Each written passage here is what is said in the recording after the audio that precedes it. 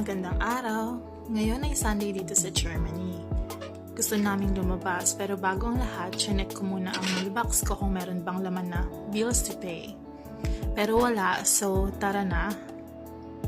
Ang plano namin puntahan ngayong araw ay sa Moselle River. Kano bang gagastusin namin para makapunta doon? Wala, zero, kasi kapitbahay lang namin siya.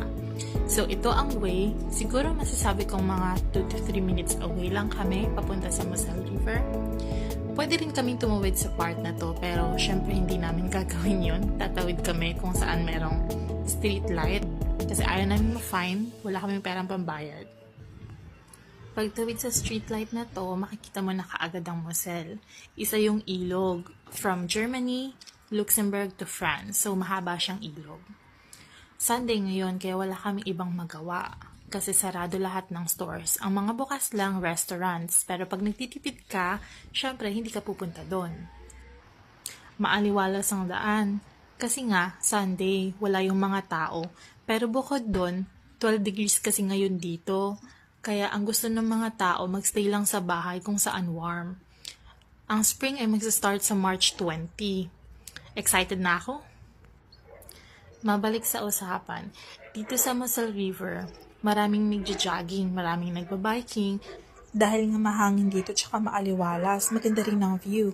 Pero bukod doon, diretso kasi yung daan nito sa Luxembourg. Imbis na sumabay sa mga sasakyan, mas safe iyon para sa mga nakabike. Nga't ilang minuto pa lang pero pagod na ako mag-video, hinayaan ko na yung kasama ko. Mga ilang minuto lang, siguro mga 5 minuto, tinuloy na rin namin yung paglalakad. Sa kabilang side, pagtapos ng bridge, ay ito naman ang view. Maraming bahay dito.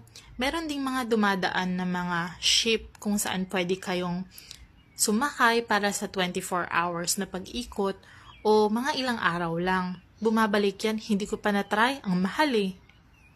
Ang daming bahay dyan sa side na yan. Sa taas na yon ay isang restaurant. Gusto kong matry yung restaurant na yon. Matagal ko ng pangarap pero hindi ko alam kasi kung paano pumunta.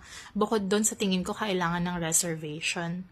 Ayun lang muna sa uulitin.